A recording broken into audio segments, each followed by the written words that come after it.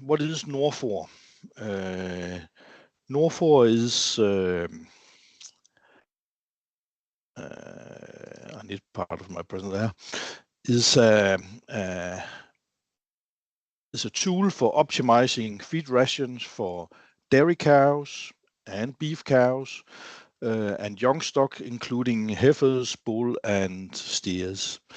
The model is mainly developed for dairy cows, so it's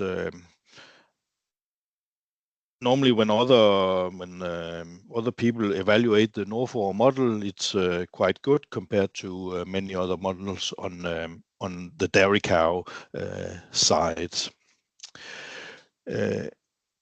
It's a non-additive system, meaning that the individual feedstuffs do not have a specific value.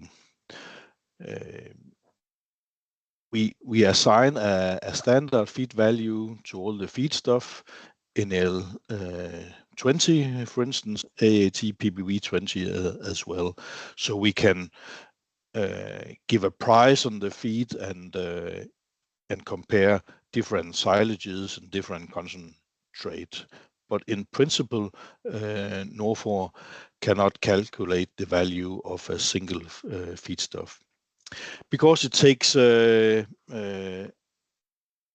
interactions between feedstuff and the animal into account and estimates the value of the total ration. So that's where the non-additivity is coming into the NorFor model. Examples of that is sugar and starch. We all know that sugar and starch in the feed ration will affect the NDF digestion in the rumen of cows or ruminants in general.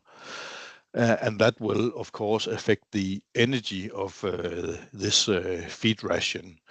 So if we have a lot of sugar and starch, we will have lower NDF digestion, lower energy in the feed ration. But also sugar and starch affect the microbial protein synthesis. We'll come back to that later. And also forage share. If we have a higher forage share, that will increase the passage rate because of larger fill value from the forage. It will sort of push the feed faster through the digestion tract of the cow, especially the rumen. So increased passage rate leads to lower retention time in the rumen and thereby lower NDF digestion. We have lower energy value in that ration compared to an additive system. Dry matter intake also affects passage rates, also affects microbial protein synthesis, and thereby have a negative effect on, or can have an effect on energy supply and AAT. AAT is the amino acid absorbed in the small intestine and is equivalent to metabolizable protein which is used in many other feed evaluation systems. To take some of these interactions into account, we need to know something about the feedstuff in NorFor. So when we make a feed analyze, we will analyze for ash, crude protein, crude fat, NDF, starch, fermentation, short chain fatty acids, which is fermentation products in silage, and then there's a rest fraction, some rest carbohydrates like pectins and fructanes and so on. But the more precise we are with the other measures, the less variation we can have in this rest fraction. But that's not all. We also want some more characteristics about the individual nutrients. So for the protein, the crude protein, we need to know how much of the protein is soluble in the rumen, because soluble protein is available for the rumen microbes momentarily, but on the other hand will flush out of the rumen faster, because it will follow the liquid phase of the passage from the rumen. And then the opposite is the digestible part. So what will not be digested in the rumen or in the small intestine? We need to know that. Of course, is a important parameters. And then you could say the middle part is the potential degradable protein. And of course, we need the same for NDF, but there is no soluble NDF. So here we only have indigestible NDF and potential degradable NDF. So we need to have all these different groups in each in protein, fat, and so on. How do we get this information? Yeah, for the soluble part, for the soluble crude protein, it's actually a standard, routinely measured in the laboratories that is performing NorFor analysis. So that's analyzed. What we do not routinely analyze is the indigestible part and the potential degradable part. So here we use values obtained from in situ from nylon bags technique incubated in rumen of cows from the different universities in the Nordic countries. So we have tested all sort of major feedstuff groups in the NorFor feedstuff table, and calculated the rate of degradation from this degradation curve for both protein and NDF part. So we use table values for most degradation rates in the NorFor feed table, but they are from in vivo studies or in situ studies. Not all laboratories have an NRR calibration for indigestible NDF in roughage, and when we evaluated the NorFor model many years ago, the main drivers for predicting energy content in a feed ration for dairy cows is the NDF, digestible NDF, and the degradation rate of NDF. So we need to be precise, or as precise as possible, on the indigestible NDF, especially in roughage, because that will vary a lot depending on organic matter digestibility. So what this figure shows, on the x-axis we have organic matter digestibility, and on the y-axis we have indigestible NDF. And we can see the lower organic matter digestibility, the higher amount of indigestible NDF. So those two are linked closely together. So we have made, and you can also see there is legumes is having another slope than whole crop maize silage, grass silage, and even also clover grass silage. So we made the two different equations in NorFor to predict indigestible NDF, depending on the organic matter digestibility, and adjusted also for the content of ash. So some laboratories will measure INDF in the NRR calibration, and some others we will use this calculation. Then let's have a look at the digestion model.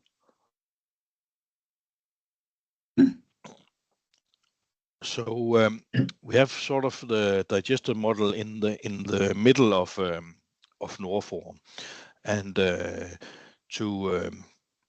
to calculate how much of different nutrients are calculated and the output, then we need the feed characteristics, so that we just talked a little bit about. And then, of course, we need to know something about the animal that we are supposed to optimize for. We need the breed, the body weight, days in lactation, milk yield, or are we talking about growing animals? We of course also need the daily weight gain to optimize a model. So the digestion model is just our take on putting biology on mathematic formulas to predict what is digested in the different compartment of the digestion tract, and give the output in terms of energy, amino acids absorbed in the small intestine, protein balance in the rumen called PBV in our system, milk yield, and so on, and of course vitamins and minerals and so on. This is an interactions between digestion and feed intake, which we will come back to, but it's not constant feed intake, for it depends on how much is digested, what the digestibility and so on of the different feedstuff. And then we also look on the structure value of the ration. We use the chewing index as a concept of checking if the feed ration is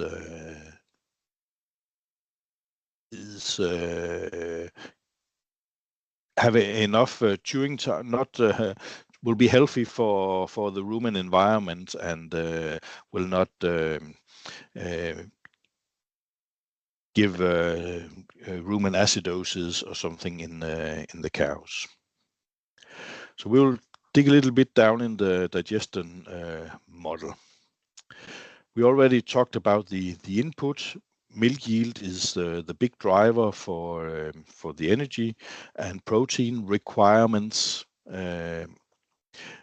When we optimize a feed ration in the NorFor Feed Ration Optimizer, we can choose different feed principles, TMR, total mixed ration, one or more group, individual supply of concentrate, that could be in robot milking, and then we will feed a common PMR on the feed table. The breeds, we have the traditional Danish breeds with Danish Holstein and Jerseys, but in the NorFor Feed Ration Optimizer, we also have Simmentaler. And then we need to know something about body weight, days in milk, and so on. The way the NorFor Feed Ration Optimizer is doing the optimization is based on a least cost estimation.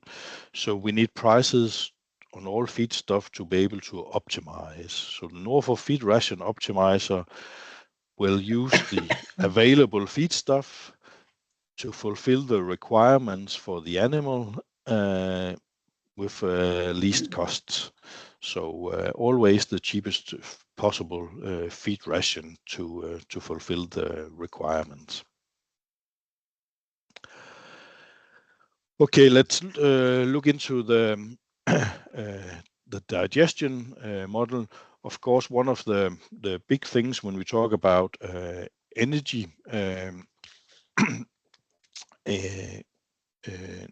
energy supply is and protein supply is how effective is the degradation of the different of the feeds in the rumen, and not only the feed but the different nutrients.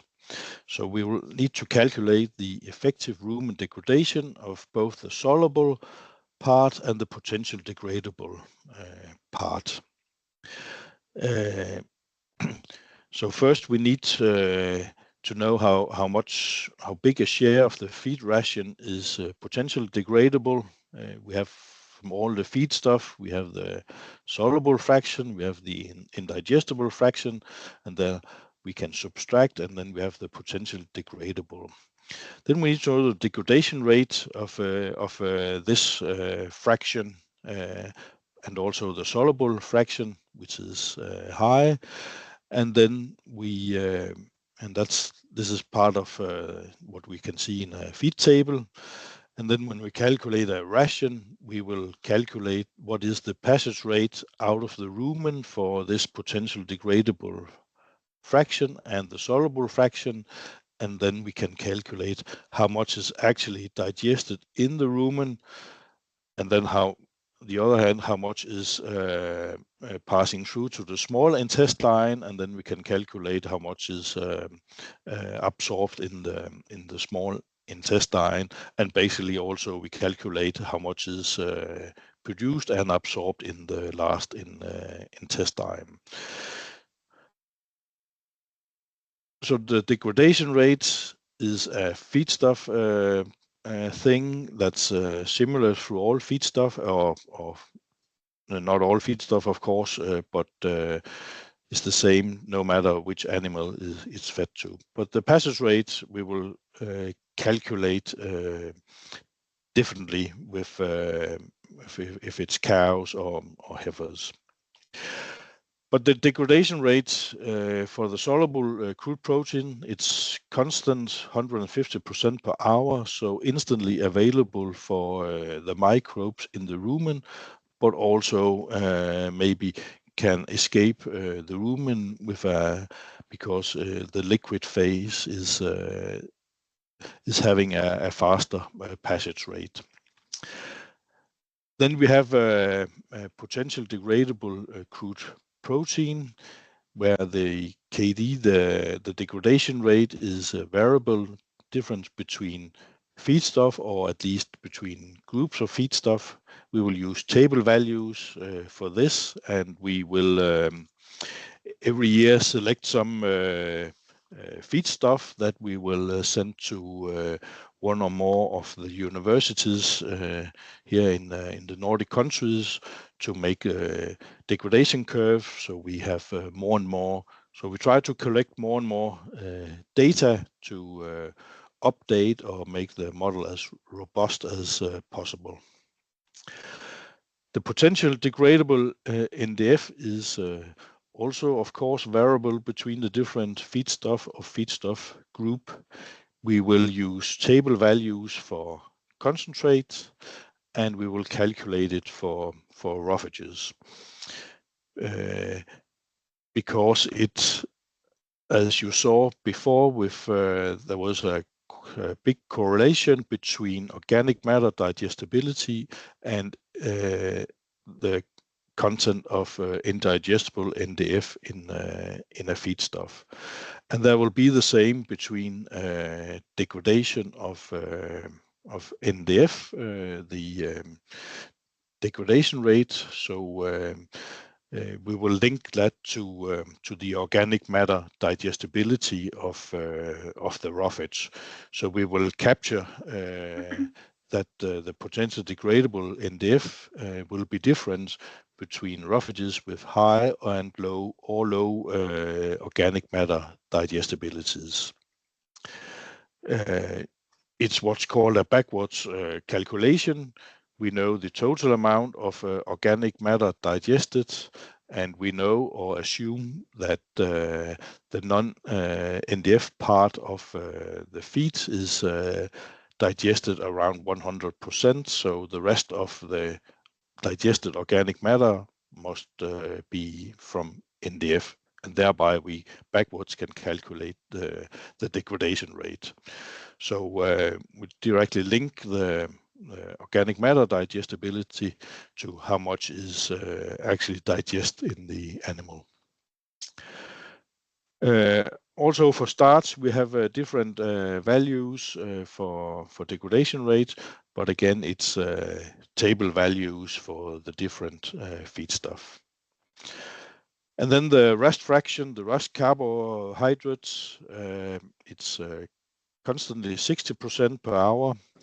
It used to be 150. It's also been calculated for roughages, but in our last evaluation a few years ago of the model, it shows that we made some mistakes in the energy value of the feedstuff. So we fixed this with one of the things was to have a lower degradation rate of this rest fraction. And the other hand of what's happening in the rumen of dairy cows or ruminants in general is the passage rates.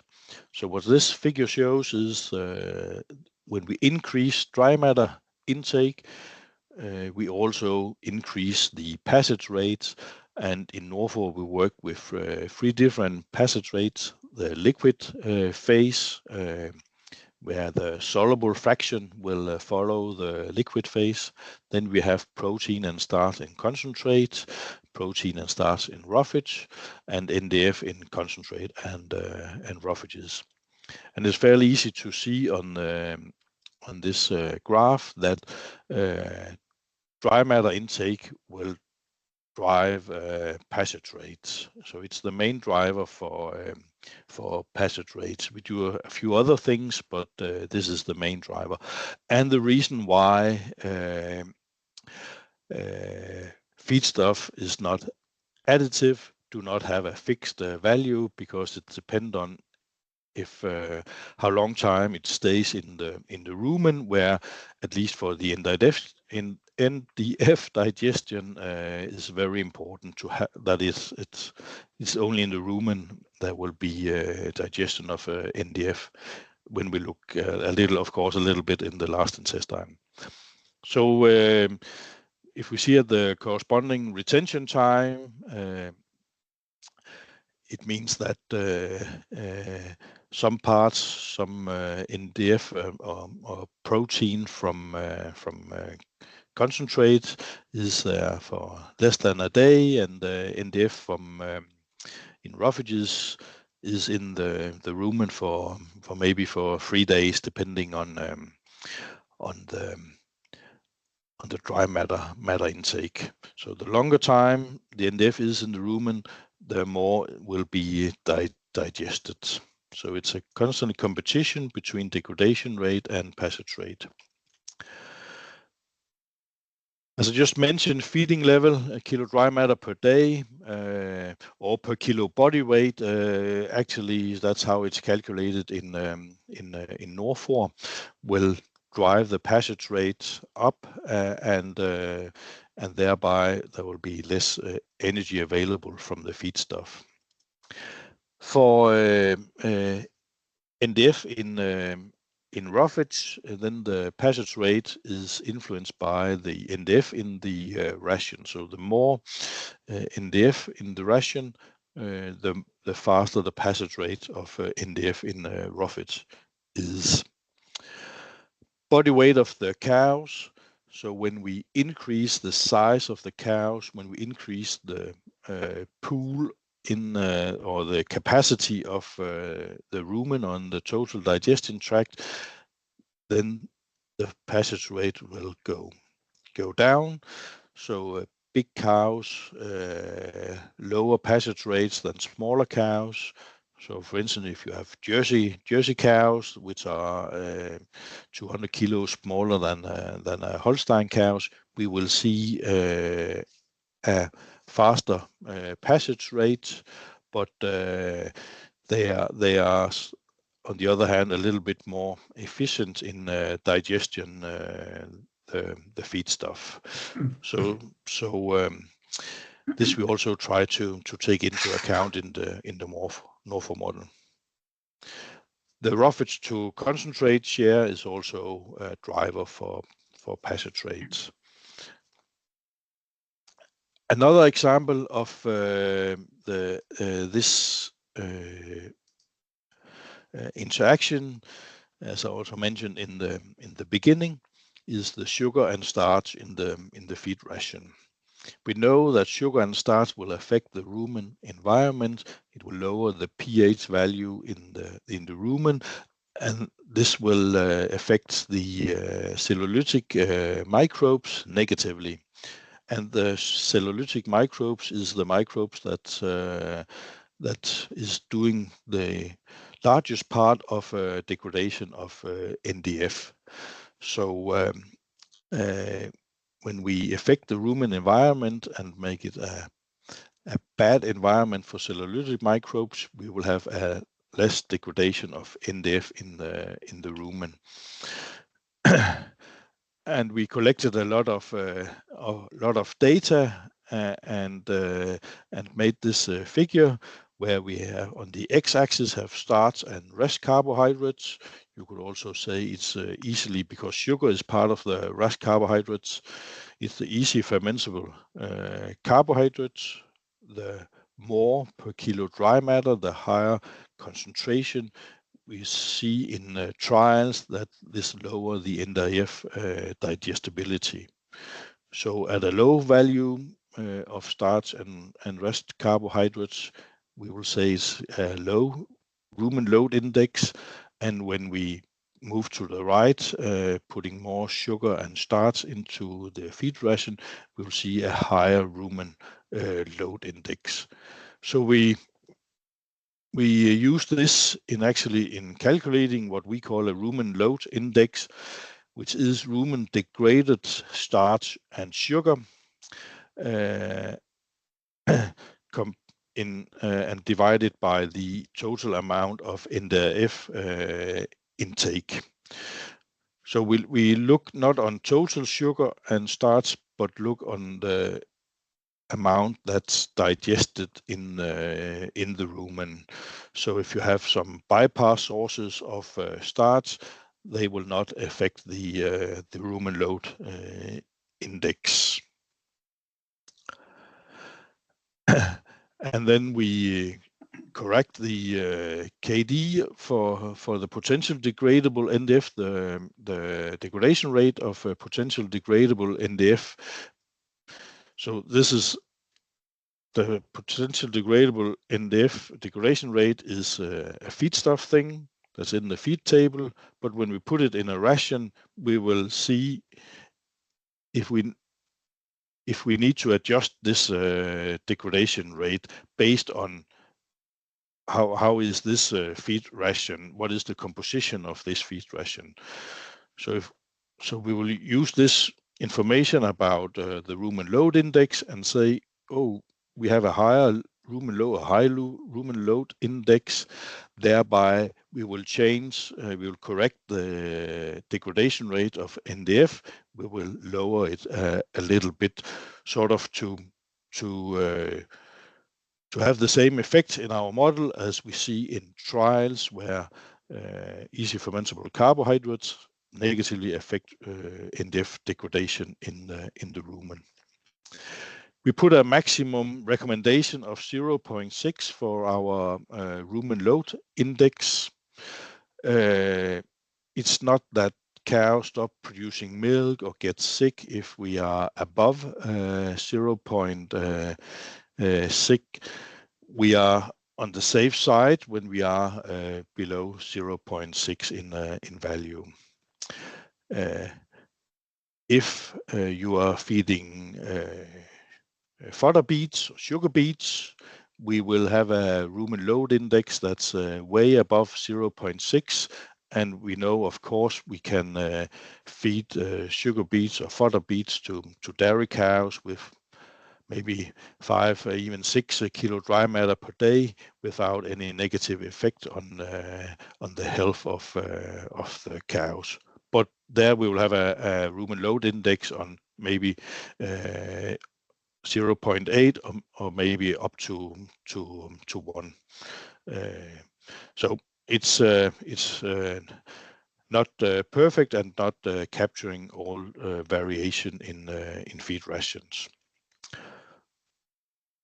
Also, at least here in Denmark, grains is normally cheap way to achieve energy. So when barley or wheat or rye is cheap enough, then we will maybe put a little bit more into the feed ration than the rumen load index suggest, and normally it's quite good.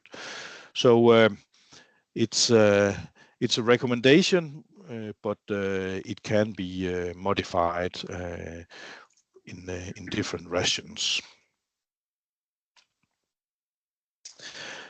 The protein supply in NorFor is calculated as AAT and PBV. AAT is amino acid absorbed in small intestine and equivalent to metabolizable protein in other feed evaluation system. The biggest supply for amino acid for a dairy cow is from microbial protein. So around 2/3 of the protein is from microbial protein or amino acids, and then there will be some undegraded protein, so feed stuff that has where some of the protein is bypass, part of the protein is not degraded in the rumen, but will be digested and absorbed in the small intestine, is another third. And then there's a small contribution from endogenous amino acid, which is secreted proteins and dead cells from the intestine that's reabsorbed in the animal. So we need to have a focus on the microbial protein, and be good to describe how much is microbial protein and how much is coming directly from undegradable protein. These are just examples, and here made by a standard feed ration with some clover grass and maize silage, barley, rapeseed, cake, and soybean meal. They will of course be very different in many different rations. So the microbial protein synthesis is important in calculating the supply for the animal. What is the driver for microbial protein synthesis is energy available for the microbes. So we will use how much organic matter is digested in the rumen. Then we'll adjust this for feeding level and starch and rest carbohydrates, which we will see on the next slide. And then we know that it's not all organic substance have the same value for the microbes. So we will use different energy values for protein or short chain fatty acids because they are not equally used by the microbes in the rumen. As mentioned, we will adjust for starch and rest carbohydrates and feeding level. So what this figure shows is on the x-axis the concentration of starch and rest carbohydrates in the feed ration, and on the y-axis there is you could call it the efficiency of the microbial protein synthesis. So the higher number, the more microbial protein is synthesized per kilo organic matter digested in the rumen. So when we look at the blue line, we see when we are low in starch and rest carbohydrates, when we increase that, we will increase the efficiency in the protein synthesis. So we are in a situation where the microbes is lacking energy for making microbial protein. So when we supply them with more substrate, starch and carbohydrates, they will increase the production of microbial protein. And then if we could continue to increase starch and rest carbohydrates, then we will negatively affect the efficiency of microbial protein synthesis, because we are now shifting to a environment, in a rumen environment with a lower pH. So the rumen function will be on a little lower level than on a higher pH value. There will be more amylolytic bacteria that's digesting starch, and less of the cellulytic bacteria. And actually, the amylolytic bacteria have a higher maintenance requirement, so they will require more of the available energy in the rumen for maintenance instead of using it for microbial protein production. So we need to maximize this efficiency, or we need to supply. Another way of supplying AAT is, of course, to choose feedstuff with low rumen degradation of protein, but they are normally more expensive than other protein sources. We can also see, if we look at the different curves, that when we increase the dry matter intake of the animal, the rumen will be more and more efficient in producing microbial protein. And the reason for that is that this higher turnover of feed and microbes will create a larger flow of microbes out of the rumen, and a higher turnover of microbes in the rumen, and thereby we will supply the small intestine with more microbial protein that can be digested there. The other part of the protein evaluation in NorFor is the PBV, the protein balance in the rumen, or what is called RUP, rumen undegradable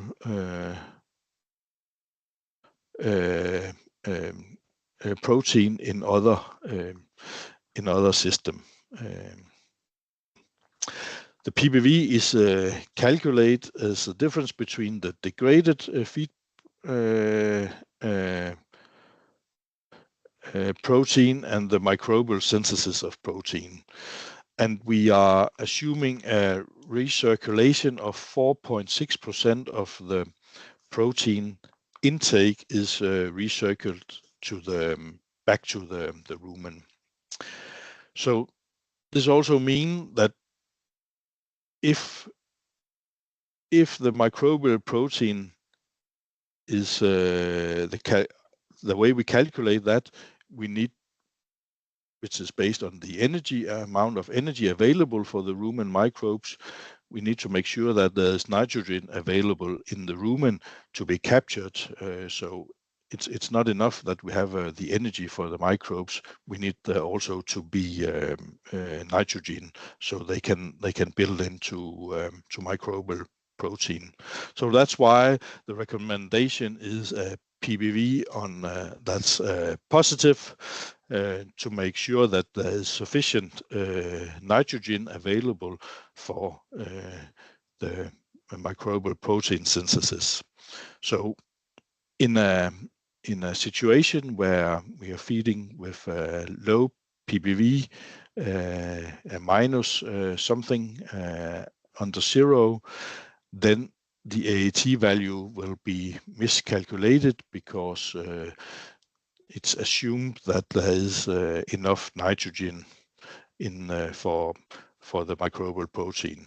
So that's why it's important that PPV is positive. And it's also often when you optimize feed ration, that it's to fulfill the PPV requirements that will require you to put in protein feedstuff in your feed ration. And the last part of what's described is the energy of a feed ration, and we use net energy for lactation, but to come from to that, we first need to calculate how much metabolizable energy is there in this ration. And we do that using Dutch energy values for each nutrient. But the NorFor model is calculating how much total digested protein in this ration, fat, starch, NDF, and so on, and then what is totally digested of each nutrient times the corresponding energy value, then we'll have the metabolizable energy. And to go to net energy for lactation, as this equation suggests, it's 0.6 times metabolizable energy. That's sort of the basis and used in many feed evaluation system. We will adjust that for with a Q factor, which is the energy concentration in the feed ration. So it's metabolizable energy compared to growth energy. So the more metabolizable energy, you could say, the more energy dense the feed ration is, the higher utilization of metabolizable energy we see. So this is how we calculate the energy. And now we have to start feeding the animal. We also, of course, describe requirements, and here's an example of a 620 kilo cow producing nearly 28 kilo of energy corrected milk, 200 days in lactation, and 100 days pregnant. The maintenance requirements based on the weight is 40 megajoules per day. It's not a first lactation cow, so the gain for growth in first lactation is 0. It is gaining a little bit of weight because we in NorFor is calculating that cows are mobilizing during the first 70 days, and after that is deposition of the kilo that they lost during the start of lactation. Thereby, we say that it's a normal process for a lactating animal to be mobilizing in the beginning of lactation.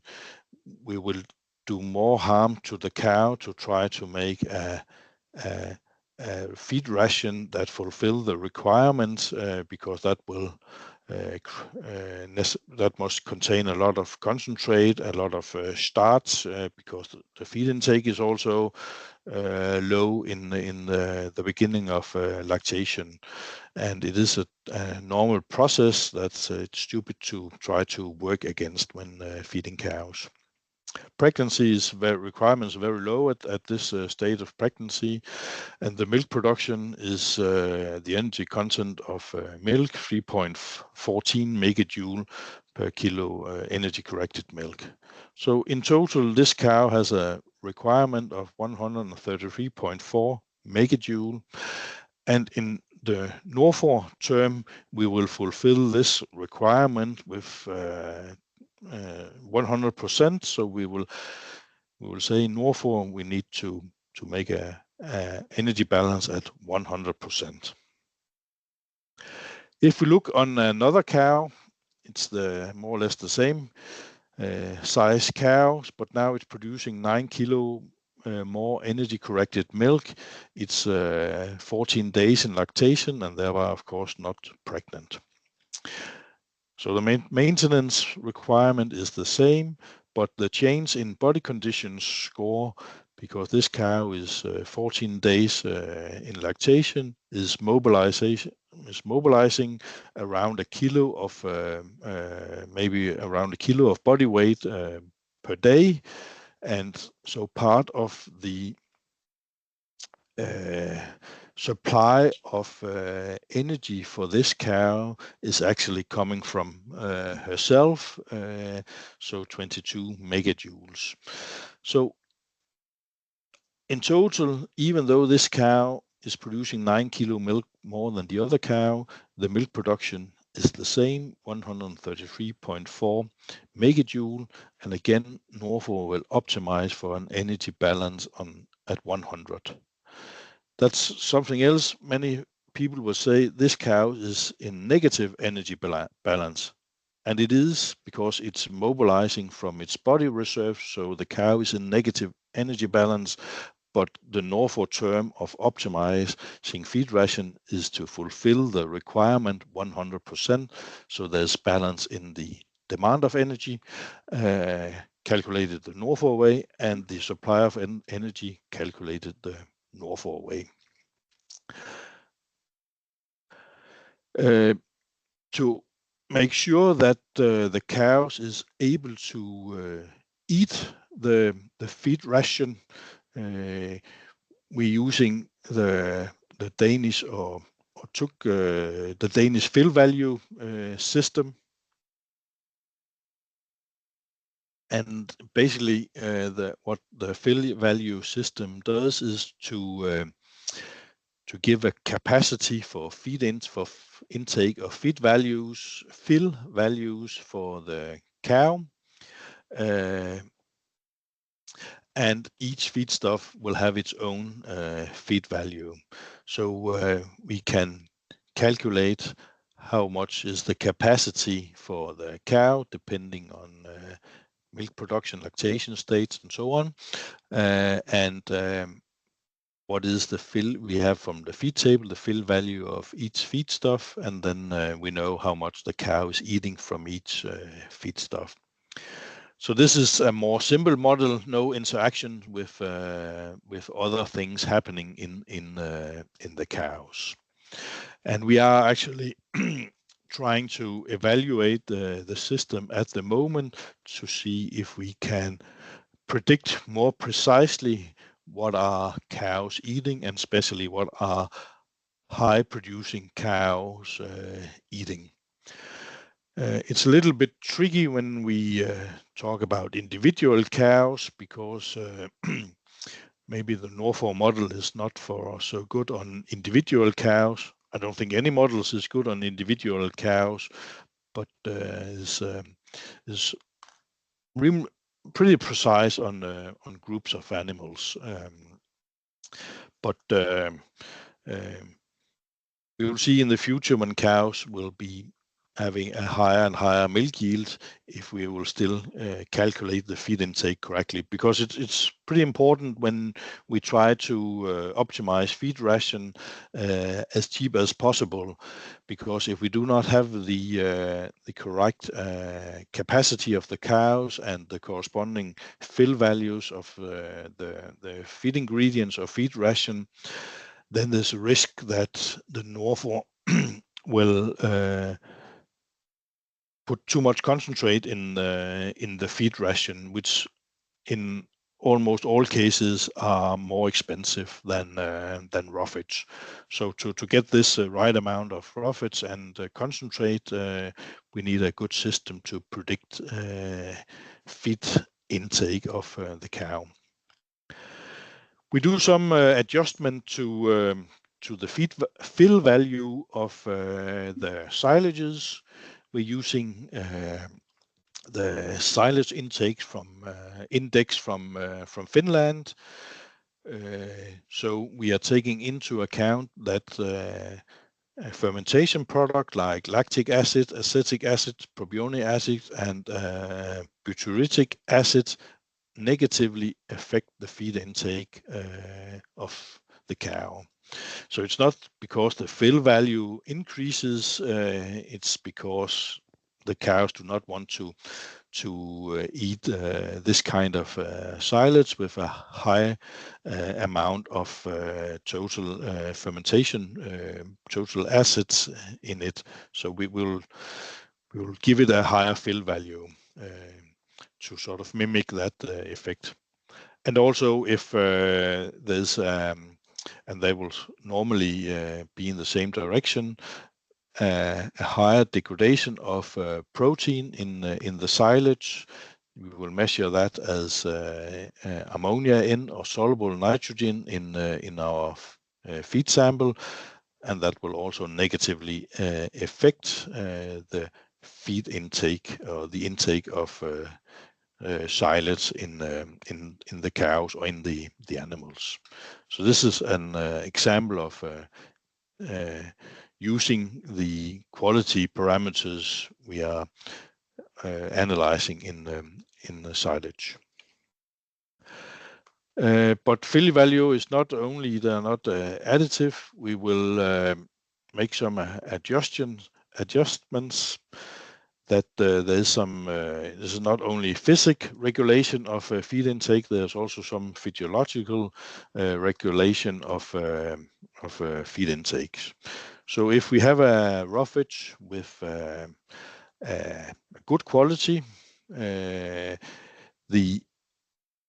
cow will maybe stop eat before it's physically full. The NDF pool in the rumen will be less than a physic fill value system will calculate.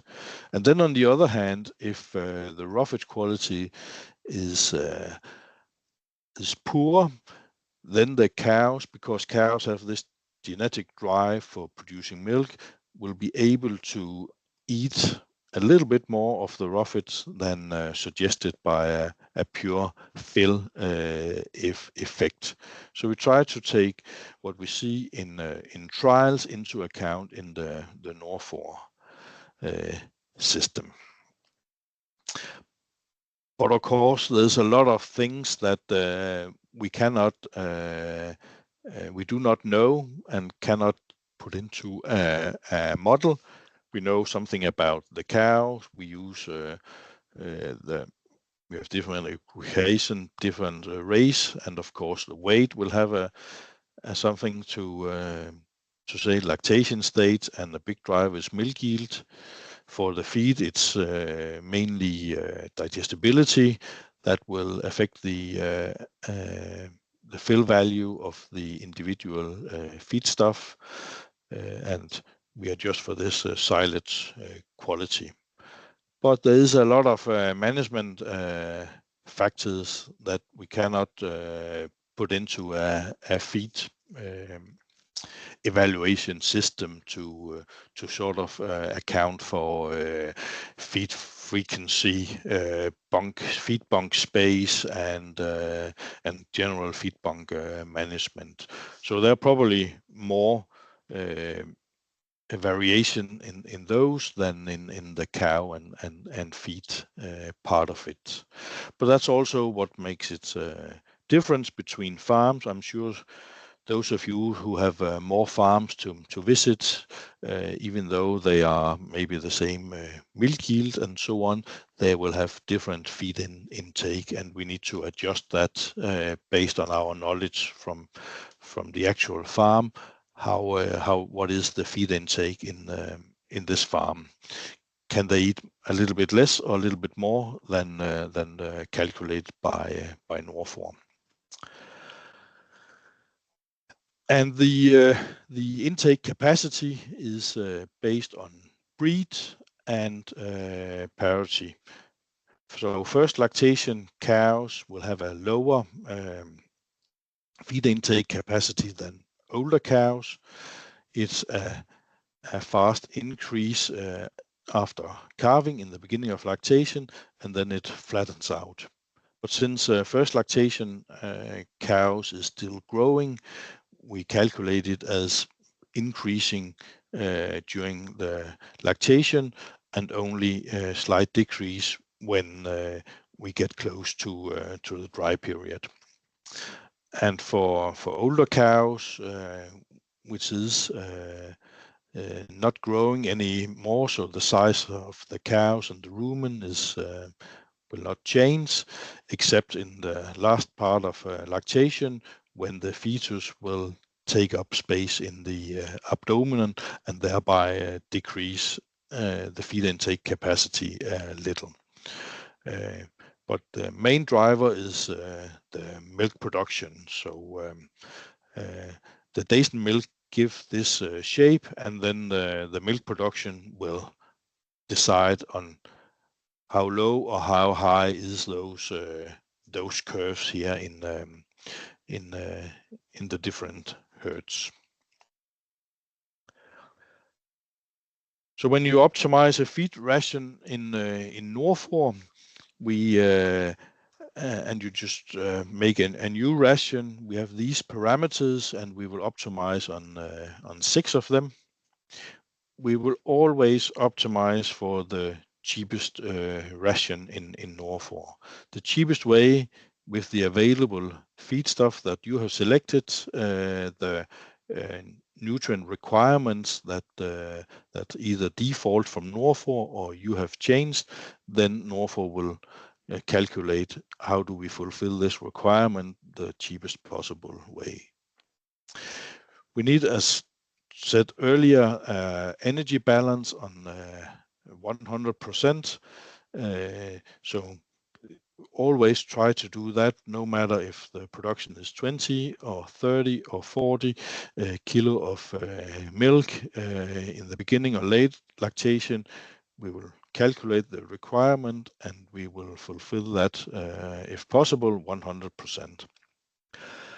Then we need the ratio between available amino acids for milk production. Compare that to the amount of energy needed for the milk production. So it's not the total AAT and the total NEL, it's available amino acids for milk production compared to how much energy is needed for this milk production. And we have a minimum recommendation of 15 grams of AAT per megajoule of net energy lactation.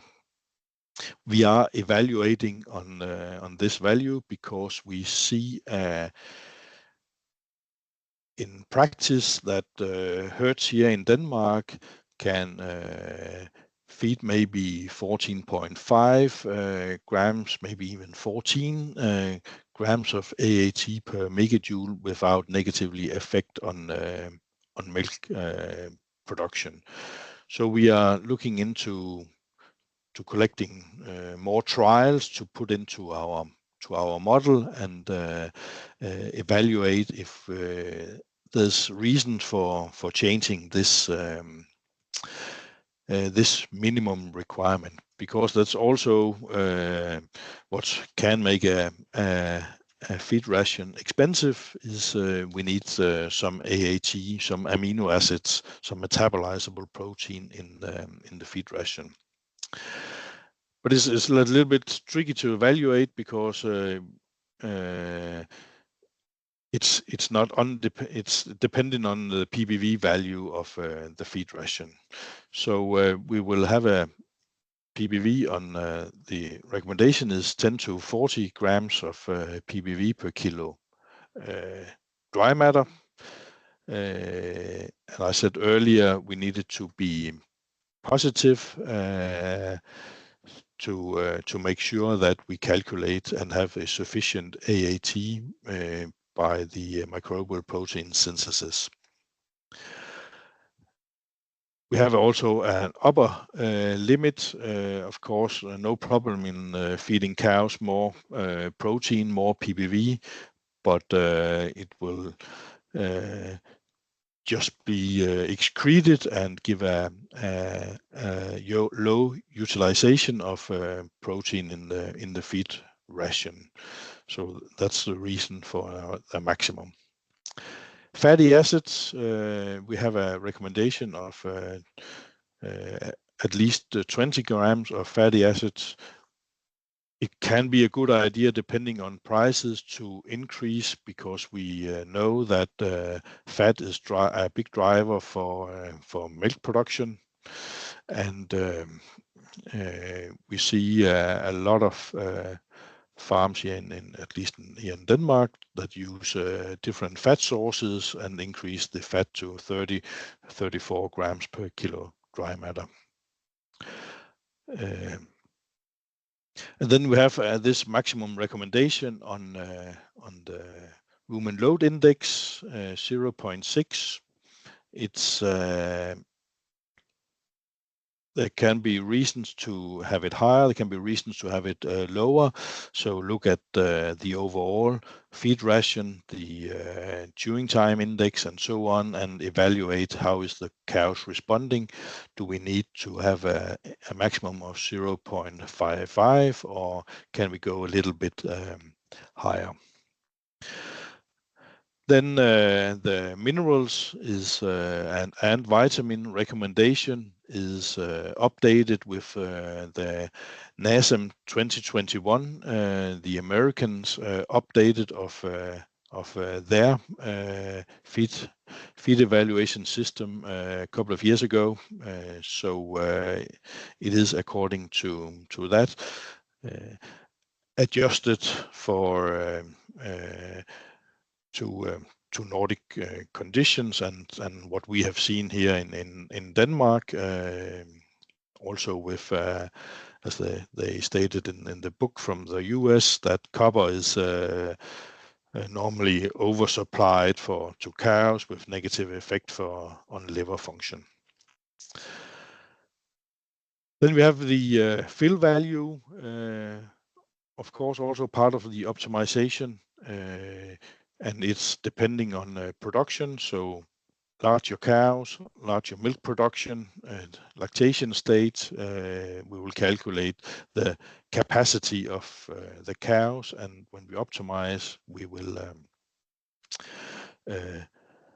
try to fill the cows, because we need the cows full, or else they will eat more than necessary and maybe become fat. But there's also we need to make sure that the cows can eat the rations, or else they will lose production.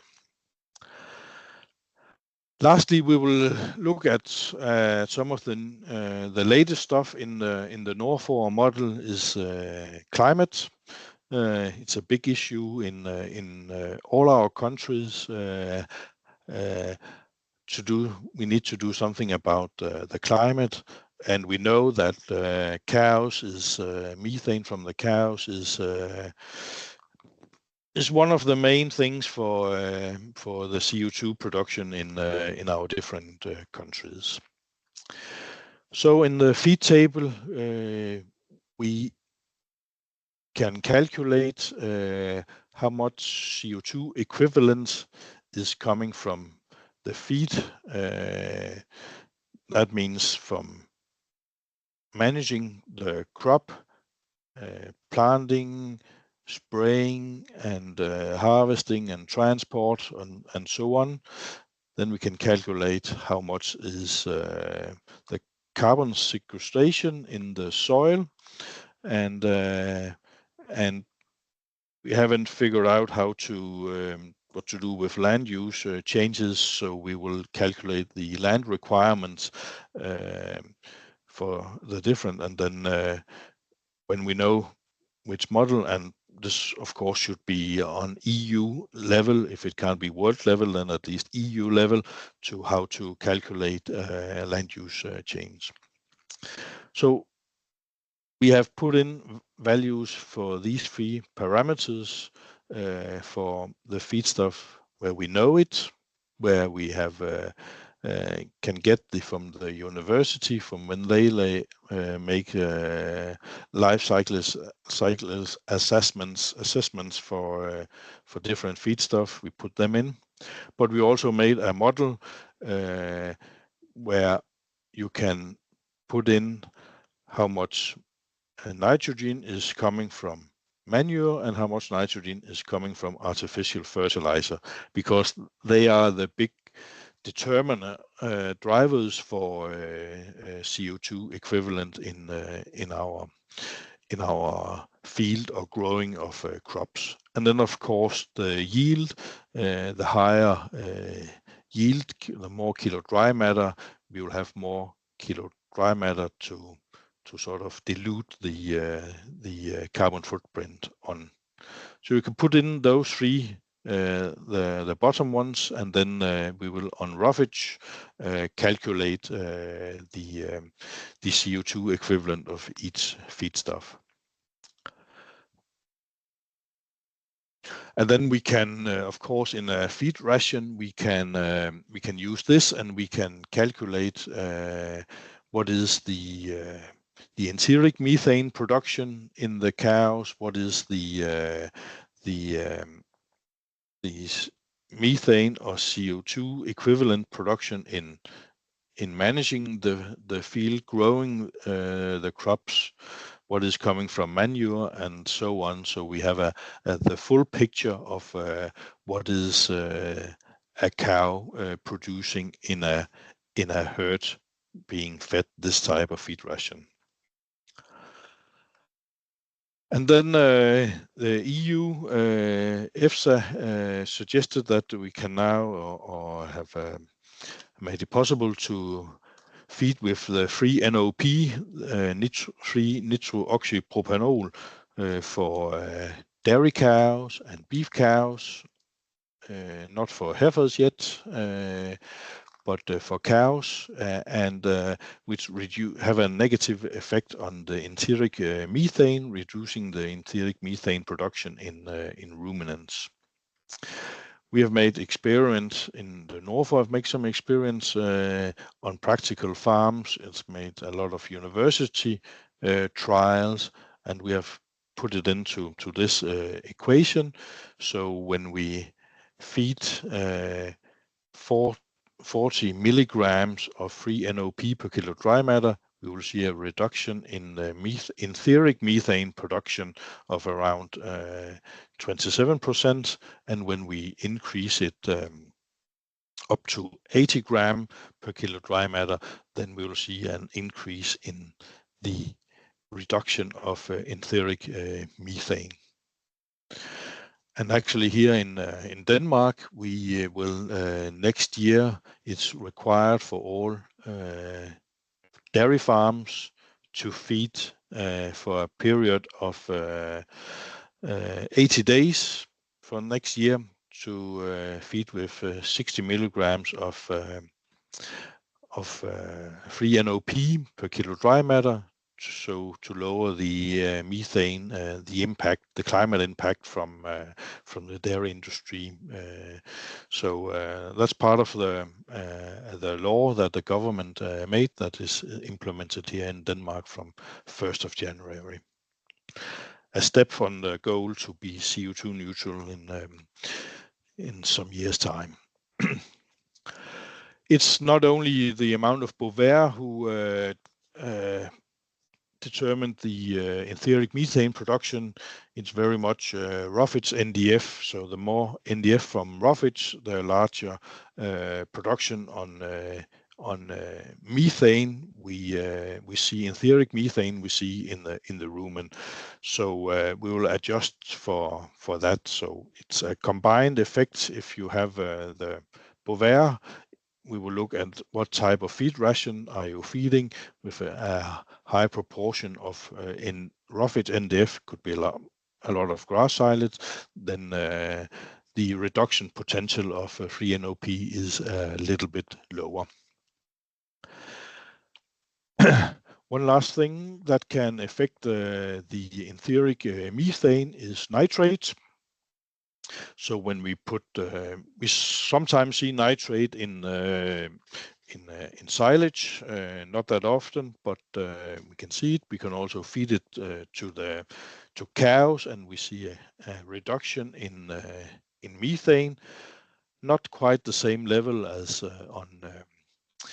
as with Bovaer, because when we have tried it in farms, when we will only feed between 8 and 10 grams per kilo dry matter, because higher dose will affect the dry matter intake negatively.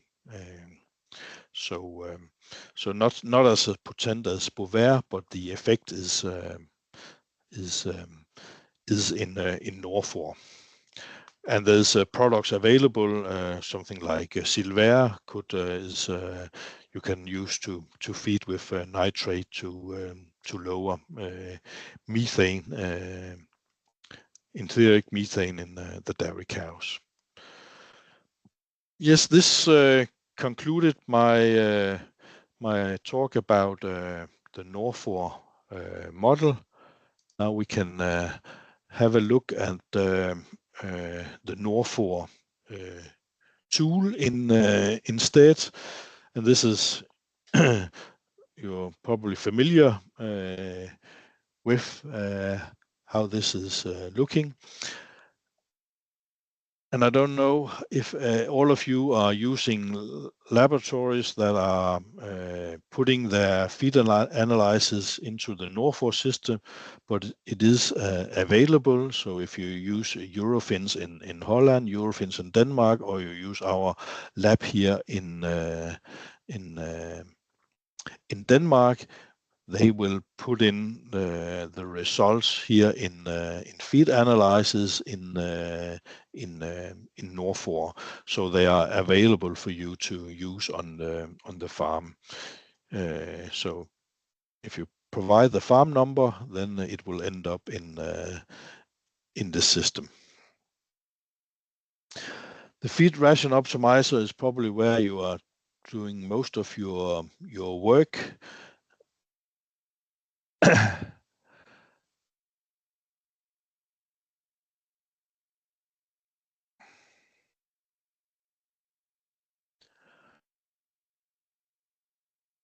And you will start here on the animal and basic information, where we'll provide some basic information, the breed, the housing, and the milk yields, which we use to determine, based on standard lactation curve, what is the milk production of cows on a given day in a herd, in a Holstein herd producing 10,000 kilo of energy corrected milk.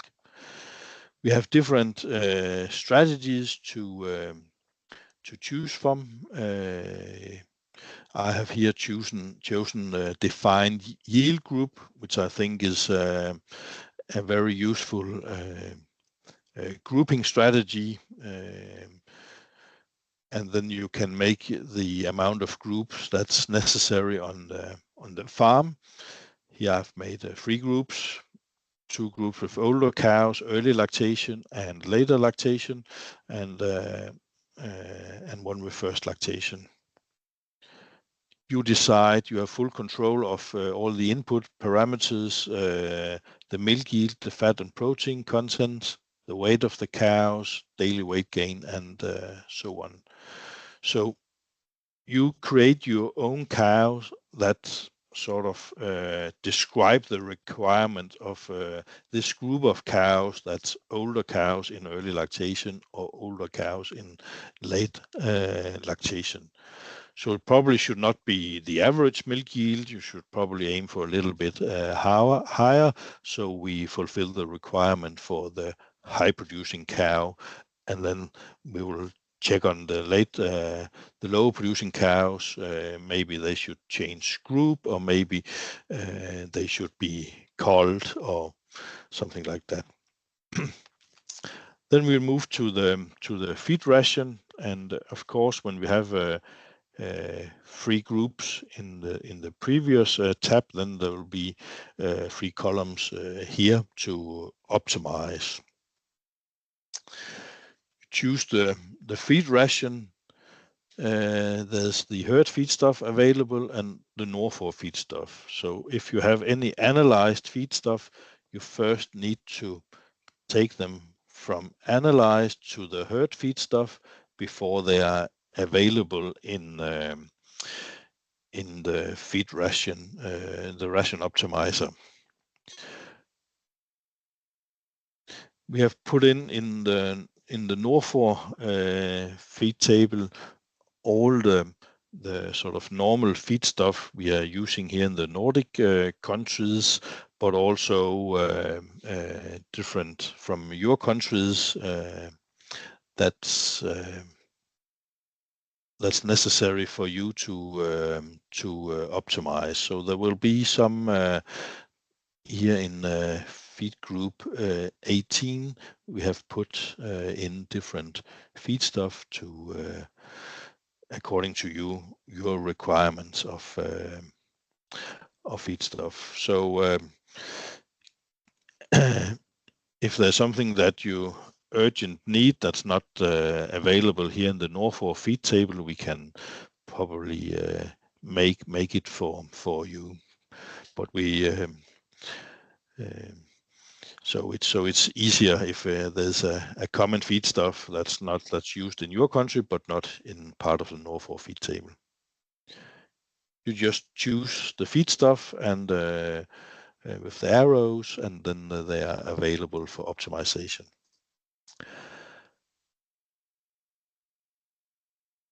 You can put in minimum or maximum on each feed feed stuff, or you can type in the exact amount, as I have done here with some mineral products. I find that the easiest way to fulfill the requirement. So if you have some grass silage that you need to be used, then a minimum requirement. But on the other hand, there's 1 year till the next maize harvest, so we know how much is in our bunker with maize silage, so we can use in this 9 kilo of dry matter. So you can work with minimum maximum recommendation. Then when we look at the parameters describing the feed ration, there's around 200 parameters that's describing the ration from feed bunk to feces, you could say, what's happening in the animal. So you choose what you want to see, what's important for you, what is in focus on this farm. There's of course more minerals and vitamins. There's the dry matter percentage of the feed ration. There's the milk yield of the cows and the input for milk yield of the cows, which is important for determining the requirement of the cows. And of course, if it was a heifer, there will be average daily weight gain. So you choose what's important for you to look at on the individual farm. And of course, we have the NorFor recommendation, the minimum and maximum recommendation in NorFor, but you are freely allowed to you can change those according to your needs. So if you want to increase the fat, you just type in more fat, and then when you optimize, this will be taken into account when optimizing the feed ration. You can always right-click and then reload the default if you sort of come back to a feed ration and think, I've changed something here. I want to have a look on the default values.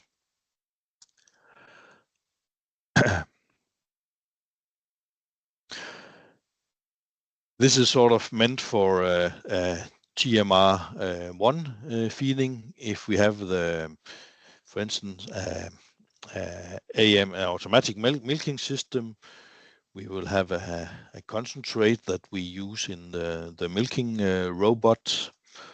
And the way I will optimize this kind of feed ration is I will put in the amount of concentrate that's used per cow per day in average. We probably know that in kilos, so we'll change into kilos up here, and we say they are using 4 kilos per cow per day. Then I'll go back to kilo dry matter. So I find that a better way of looking on a feed ration. Then if we optimize the feed ration, we also see it increase the fat to the 30 that we put as a minimum requirement.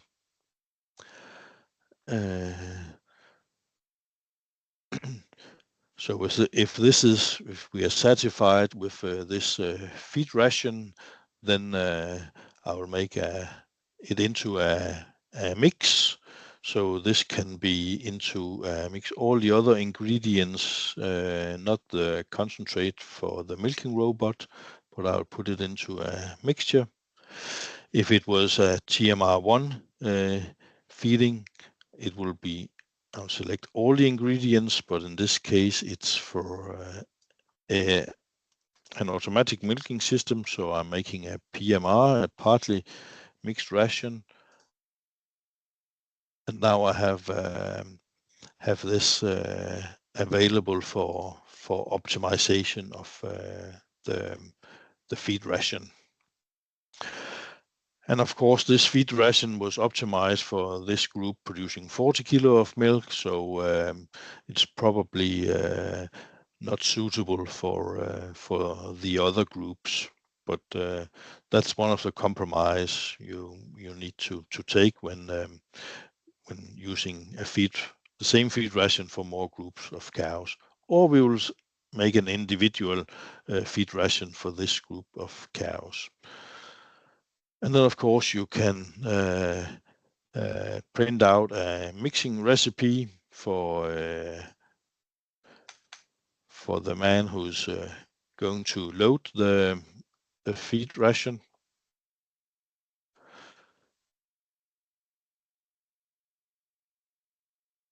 And we can see here what's in one ration for one cow, what is in what do we need to mix each day to feed the herd. But maybe we also see that some of the ingredients we need to load in a different order.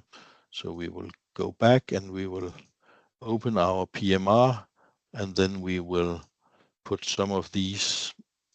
We will change the order of how we are mixing the ingredients in this feed ration. We will save and close, and then when we look at the recipe once again,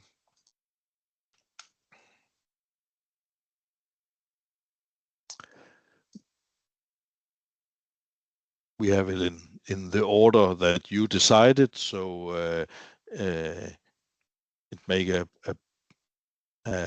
better order for the mixer to mix the feed, and it's also according to the layout on the barn and so on. So this is how you work with that. We have more or less spent the time, or I have. Is there any questions about the NorFor model, how to use the NorFor tool, the NorFor Feed Ration Optimizer? Then feel free to ask them now, or send an email to NorFor, then we will answer them afterwards. Thank you, Henrik. Now I've